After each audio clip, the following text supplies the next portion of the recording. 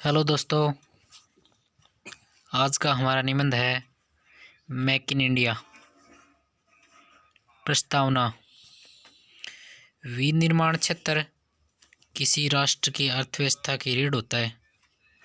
मंदी जैसी स्थितियों से निपटने के लिए एकमात्र कारगर दवा विनिर्माण क्षेत्र को गति देने की होती है।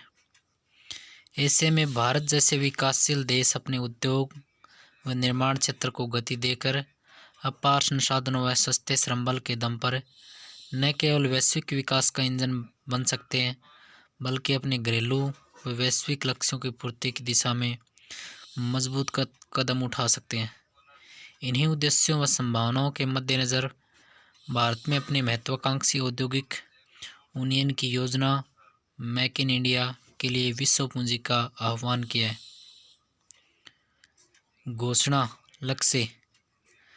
25 सितंबर 2014 को प्रधानमंत्री द्वारा शुरू वैश्विक पूंजी जगत का आह्वान, विदेशों में आर्थिक संबंधों का विस्तार, वैश्विक विनिर्माण क्षेत्र का हब बनाना, महाशक्ति उभार को मजबूत करना, आधारभूत संरचना, रोजगार, निर्यात, उत्पादन इत्यादि की स्थिति सुधारना, जनसंख्या का सफल नियोजन करना। इसका स्वरूप कैसा है? निवेश अनुकूल माहौल तैयार करना, ऊर्जा सुरक्षा, पुराने कानूनों को हटाना, श्रम सुधार, नया भूमि अधिग्रहण कानून, एकल विंडो क्लियरेंस, आयात निर्यात शुल्क में छूट, जीएसटी को लागू करना। स्किल इंडिया का प्रयास, डिजिटल इंडिया प्रोग्राम, सत्यमेव जयते कार्यक्रम, कारोबारी विश्वास का माहौल तैयार करना, निवेश व निर्यात की नई संभावनाओं तलाशने का प्रयास करना, इंस्पेक्टर राज्य की समाप्ति, एफडीआई की सीमा में वृद्धि। आवश्यकता।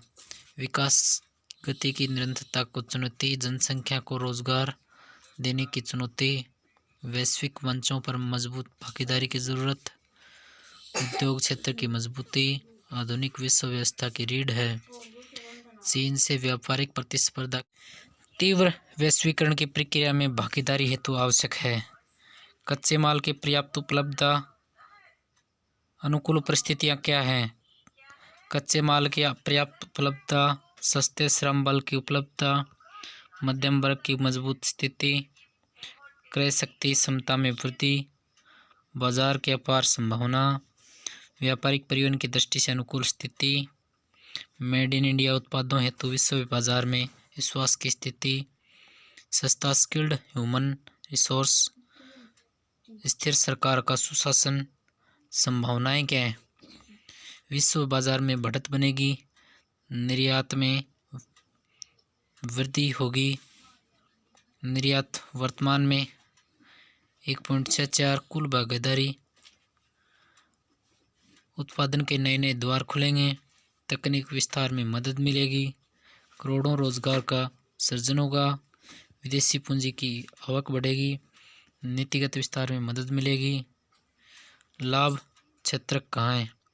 कृषि में प्राथमिक विपणन, उत्पादन में लाभ, कृषि उत्पादों हेतु विश्व बाजार की उपलब्धता, रोजगार हेतु नई संभावनाओं से कृषि में प्रचंड बेरोजगारी घटेगी।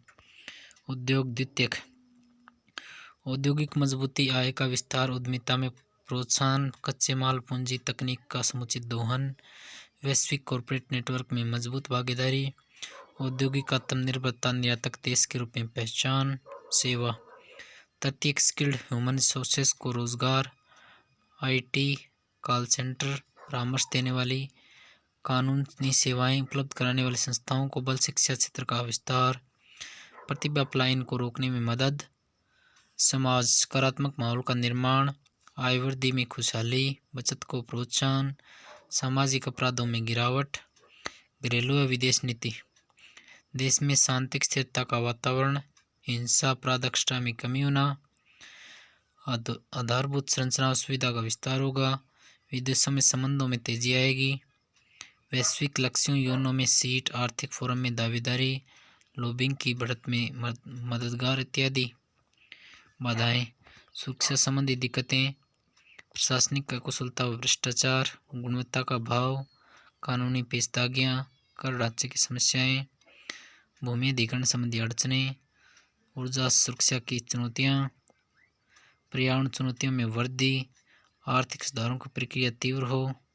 सुझाव क्या है इसके? आर्थिक सुधारों की प्रक्रिया तीव्र हो, विदेशों में एफडीआई नीति, निवेश व फायदे का प्रचार प्रसार, प्रशिक्षण देने वाली संस्थाओं को गुणात्मक बनाने पर जोर दिया जाए, कच्चे माल के आयात व पर की छूट की सुविधा, कंप्यूटर व इंटरनेट के प्रयोग से पारदर्शिता को सुनिश्चित किया जाए, मुक्त व्यापार समझौता, व्यापक आर्थिक सहयोग समझौता, वीजा सुविधा एक्स्ट्रा में छूट।